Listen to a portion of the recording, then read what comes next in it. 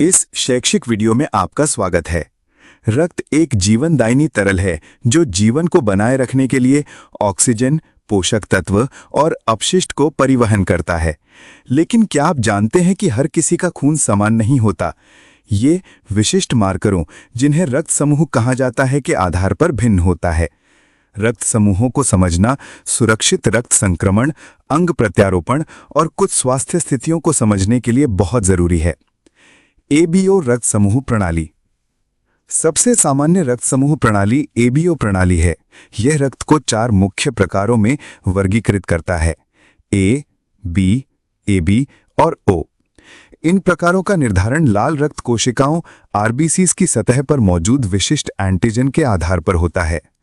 रक्त एंटीजन विशिष्ट अणु होते हैं, आमतौर पर प्रोटीन या कार्बोहाइड्रेट, जो लाल रक्त कोशिकाओं की सतह पर पाए जाते हैं। ये एंटीजन मार्कर के रूप में कार्य करते हैं, जो प्रतिरक्षा प्रणाली को ये पहचानने में मदद करते हैं कि रक्त स्व है या बाहरी, अर्थात शरीर के रक्त से मेल खा रहा है या नहीं। टाइप ए पर ए एंटीजन होते हैं और प्लाज्मा में एंटी बी एंटीबॉडीज होते हैं। टाइप बी बी एंटीजन होते हैं और एंटी ए एंटीबॉडीज होते हैं। टाइप ए बी दोनों ए और बी एंटीजन होते हैं। एंटी ए या एंटी बी एंटीबॉडीज नहीं होते। इसे यूनिवर्सल रिसिपिएंट कहा जाता है। टाइप ओ ए या बी एंटीजन नहीं होते, लेकिन दोनों एंटी ए और एंटी बी एंटीबॉडीज होते हैं। इसे यूनिवर्सल डोनर कहा जाता है। ये एंटीजन महत्वपूर्ण हैं क्योंकि ये रक्त की अनुकूलता को प्रभावित करते हैं। असंगत एंटीजन वाले रक्त का ट्रांसफ्यूजन प्रतिरक्षा प्रतिक्रिया को जन्म दे सकता है। इसलिए रक्त टाइपिंग में इन एंटीजन की पहचान की जाती है ताकि सुरक्षित ट्रांसफ्यूजन सुनिश्चित हो सके। अपनी रक्त प्रकार जानना सुरक्षित ट्रांसफ्यूजन के लिए आवश्यक है। रक्त एंटीबॉडीज प्रोटीन होते हैं जो प्लाज्मा यानी रक्त के द्रव भाग में घूमते हैं। इनका मुख्य कार्य विदेशी एंटीजन को पहचानना और हमला करना है, जो लाल रक्त कोशिकाओं की सतह पर होते हैं। उदाहरण के लिए, एबीओ रक्त समूह प्रणाली में आदमी का रक्त प्रकार ए है तो उसके प्लाज्मा में एंटी बी एंटीबॉडीज होते हैं जो बी एंटीजन पर हमला करेंगे। बी प्रकार के लोगों में एंटी ए एंटीबॉडीज होते हैं। ओ प्रकार के लोगों में दोनों एंटी ए और एंटी बी एंटीबॉडीज होते हैं। ए बी प्रकार के लोगों में कोई भी एंटी ए या एंटी बी एंटीबॉडीज नहीं होते। ये एंटीबॉडीज शरीर की रक्षा करते हैं, असंगत रक्त ट्रांसफ्यूजन से बचाते हुए विदेशी रक्त कोशिकाओं के खपने और नष्ट होने का कारण बनते हैं।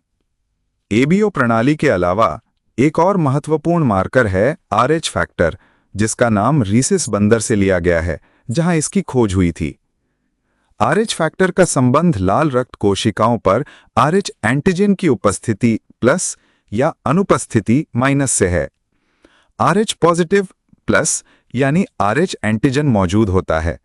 आरएच नेगेटिव माइनस यानी आरएच एंटीजन नहीं होता। आरएच अनुकूलता विशेष रूप से गर्भावस्था के दौरान महत्वपूर्ण है ताकि हीमोलिटिक रोग से बचा जा सके। हीमोलिटिक रोग वो स्थिति है जिसमें मां का प्रतिरक्षा तंत्र अपने बच्चे के लाल रक्त कोशिकाओं पर हमला कर उन्हें नष्ट कर देता है। ये तब होता है जब मां आरएच नेगेटिव हो और बच्चा आरएच पॉजिटिव हो, जिससे मां एंटीबॉडीज विकसित कर सकती है। ये एंटीबॉडीज गर्भाशय से पार होकर बच्चे की लाल रक्त कोशिकाओं को नुकसान पहुंचा सकती है, जिससे अनीमिया, जॉइंडिस, सूजन और गंभीर मामलों में हृदय विफलता या मृत्यु हो सकती है। इसे रोकने के लिए उचित चिकित्सा जैसे रो-डी इम्यून ग्लोबुलिन इंजेक्शन गर्भावस्था के दौरान दी जाती है। रक्त समूह की अनुकूलता रक्त ट्रांसफ्यूजन के दौरान अत्यंत जरूरी है। असंगत रक्त का ट्रांसफ्यूजन गंभीर प्रतिक्रियाओं जैसे हेमोलाइसिस यानी लाल रक्त कोशिकाओं का खपना का कारण बन सकता है। इसलिए दाता और प्राप्तकर्ता का रक्त समूह मिलान करना सुरक्षिता के लिए आवश्यक है। आपातकालीन स्थिति में जब रक्त प्रकार ज्ञात न हो तो ओ नेगेटिव रक्त का उपयोग किया जाता है, क्योंकि यह सभी रक्त प्रकारों के साथ अनुकूल होता है। रक्त समूहों को जानना फोरेंसिक जांच, पिता पुत्र परीक्षण और कुछ जेनेटिक विकारों को समझने में भी मदद करता है। रक्तदान ड्राइव्स में भी रक्त समूहों का ज्ञान आवश्यक होता है ताकि सुरक्षित और प्रभावी रक्त आपूर्ति बनी रहे। संक्षेप में, रक्त समूह रक्त की ऐसी विशेषता है जो ट्रांसफ्यूजन, गर्भावस्था और चिकित्सा उपचार को प्रभावित करती हैं। इन समूहों को समझना जीवन को बचाने और स्वास्थ्य सेवा के परिणामों को बेहतर बनाने में मदद करता है। इस शैक्षिक वीडियो को देखने के लिए धन्यवाद। जागरूक रहें और स्वस्थ रहें।